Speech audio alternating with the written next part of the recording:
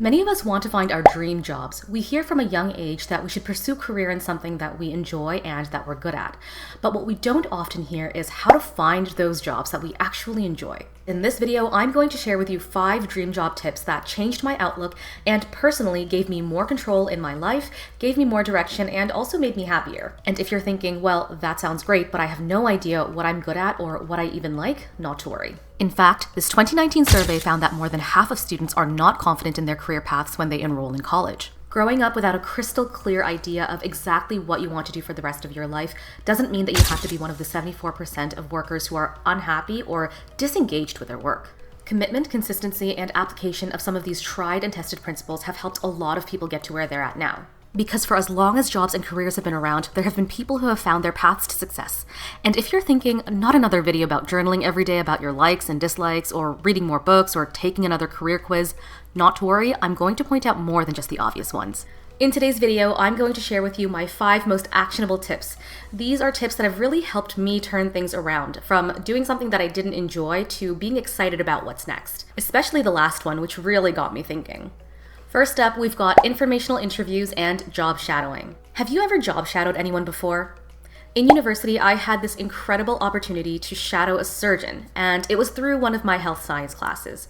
It's an experience that I'm still so grateful for to this day because I got to have first-hand experience observing the pre-op to the post-op process. It was an eye-opening experience. This is why experiences like informational interviews and job shadowing can be so helpful.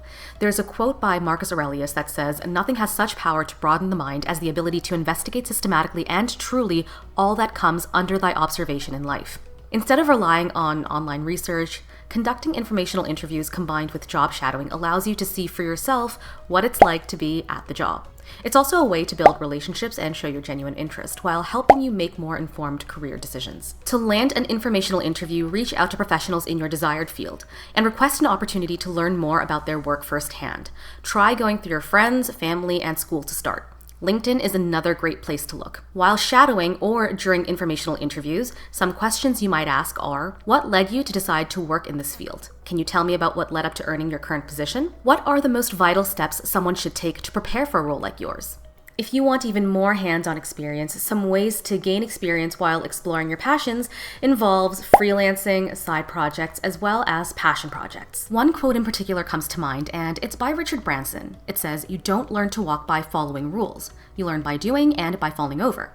What I would suggest is to look for freelancing opportunities and passion projects that match with my interests. For example, let's say that one day I want to become a lawyer.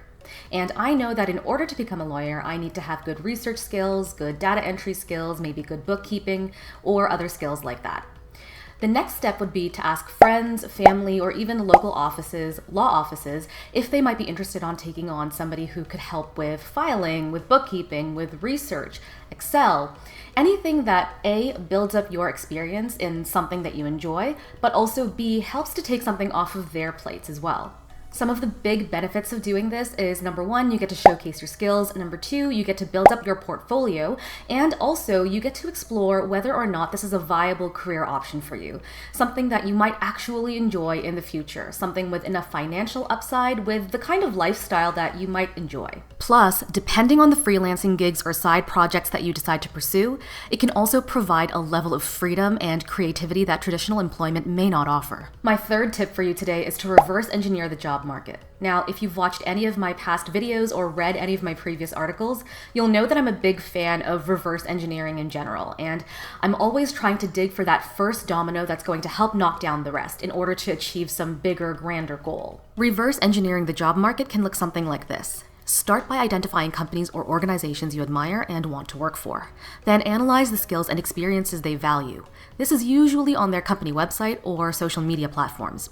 Pro tip, many hiring managers can also be found on LinkedIn, which gives you even more insight into what they value and what you can bring to the table. This approach allows you to tailor your education, your experiences, and personal brand to align with whatever it is that they require. Authentically, of course. Let's say that your dream is to work as an engineer at Tesla one day. If Elon Musk was doing the hiring, we'd want to know what it is he and his company value. According to Musk's biography, many of those who sat across from him would be asked his favorite brain teasers during interviews. Here's one. You're standing on the surface of the earth. You walk 1 mile south, 1 mile west, and 1 mile north. You end up exactly where you started. Where are you?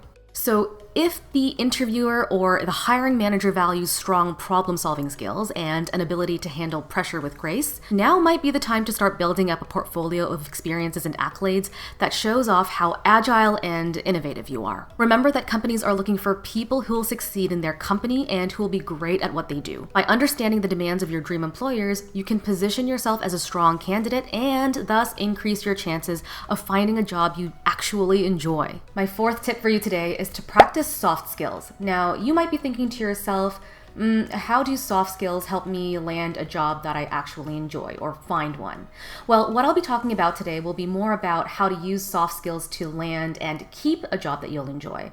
But it's important nonetheless. According to this quote from a director of product management at LinkedIn, foundational soft skills have become even more important given the rise of remote and autonomous work and are growing in importance across industries, levels, and work environments. Now, I'm definitely not the first person to say this, but although technical skills are extremely important, and there is no doubt about that, don't overlook the importance of soft skills. Now, when I think about where soft skills come into play, a few things come to mind, and some of those include before the interview, say if you're asking for interviews, maybe you're asking to conduct informational interviews, during the interview itself, when you're at the job, and of course while networking, say at job fairs or career fairs, networking events, anything that can help put you on the radar of potential employers. Developing strong interpersonal and communication skills, empathy, adaptability, and problem-solving abilities contribute to positive work relationships, effective collaboration, and personal growth. All things said, these are great skills to have in order to keep a great job, to land a great job, and to possibly advance in any career that you really enjoy. And by the way, I have a mini quick tip for you. The next time you're at a networking event or a job interview for a potential job that you might love, I want you to think, show, don't tell. This is something that I tell my students whether they're in high school or university, but it definitely applies to the workforce. For example, rather than saying that you have excellent teamwork skills, think of an example where you demonstrated excellent teamwork skills. Maybe you worked together and collaborated within a team to achieve a great result. Start with one skill, the most in-demand skill that those employers are looking for in your particular field. Then come up with great examples for that. If you want to move on and progress to the next level, think of 2 skills and examples for those skills, and then 3, whenever you're ready, and see where that takes you.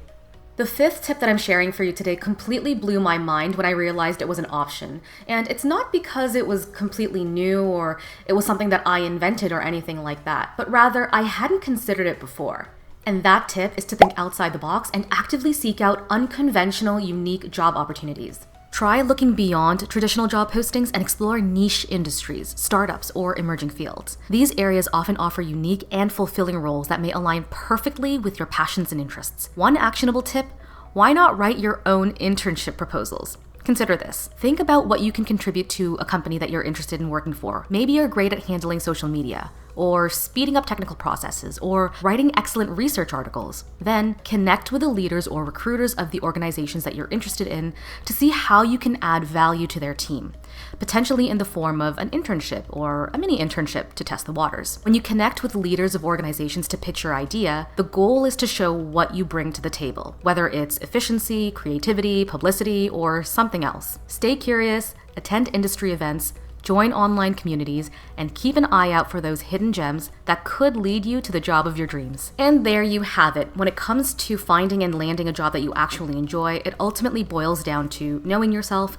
understanding what you want in life, and then exploring opportunities to see what's good on paper versus what's good in practice. Remember, it's all about being proactive, exploring different paths, and investing in your personal and professional growth. By the way, if you found this video helpful, please feel free to subscribe for more amazing content. I do my very best, and I put a lot of work into these videos. Thank you so much for watching, and best of luck on your journey to finding an amazing career and job that you enjoy.